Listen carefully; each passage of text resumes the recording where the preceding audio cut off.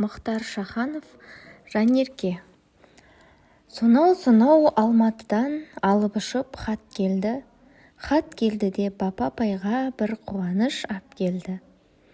Секілденген жанарының ағыменен қарасы, демалысқа барып қайтам, деп жазыпты баласы.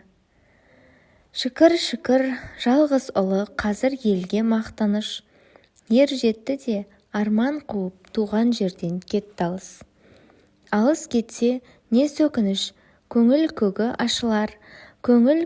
ашылар да намыс атын қамшылар. Қане кімнің аузы бармақ, жас жігіттің от кеуде, туған жерге деген гүлзар, махаббаты жоқ деуге. Күннен күнге дарынының ашылғандай бұлағы, өлеңдері газеттерден күле қарап тұрады. Ана соған мәз болғандай, жанарына жас алып, жайлауына жас қонғандай қалады бір жасарып. Қызғалдақтай сымбатына көрген адам қызығар, қызыл құмнан көшіп келген көрші-үйдің жас қызы бар.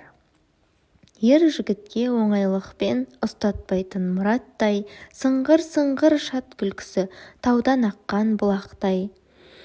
Саттар жырын сақтайтұғын қиып ап ол газеттен, сонан кейін анаға кеп жатқайтатын кезекпен.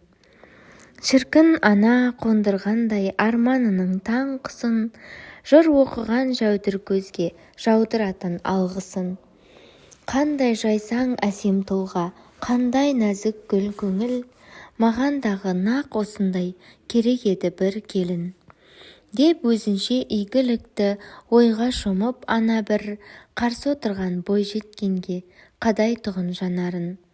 Ал бойжеткен сыр бермейтін мұндай қиын шақта да, үндемейтін, төмен қарап күлімдейтін тек қана. 3 күн өтті, Саттар туған ошағына келгелі. 3 күн бойы ескі досы кітап болды ермегі.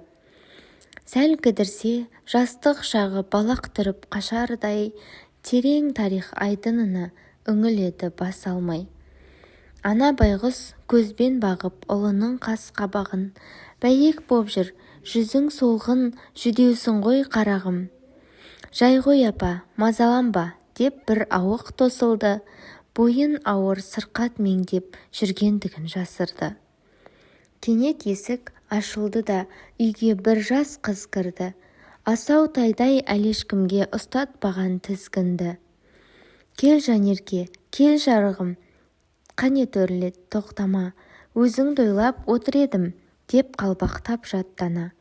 Бұрын ылғи жырын мақтап шулатушен құлағын, енді өзімен танысып қой, ағаң мынау шырағым. Таныс толар, сол таныстық сыйластыққа ұласты. Апты өтпей-ақ қос кеудеден қимас сезім гүл ашты. Атқан таңмен батқан күннің бәресінде тұрама, бірақ бұл күн ұмытылмас сірәді. Саттар қызға жыр оқыды от ұшқындап көзінен, ертең сапар анасын да ала кетпек өзімен. Қоштасарда Жанеркеде жанарына жас алды, бойын бірақ нық ұстады өрлігімен қашанғы. Сосын жақын туысындай бауыр тартып Саттарды, көңіліне ұя салған бір мақсатын ақтарды. Мектепті де бітірер кез таяу қалды жанаға, жазға таман оқу іздеп барсам деймін қалаға. Тіпті ғажап, деді Саттар жанғандай бір арманы, күтіп алам, келеріңде хабар берсең болғаны. Қыз қуана бас изеді, албырады гүл өңі, бір белгісіз сағыныштан тулағандай жүрегі. Атқан таңмен батқан күннің бәресінде тұрама, жаздың ерке сол бір кеші ұмытылмас сірәді.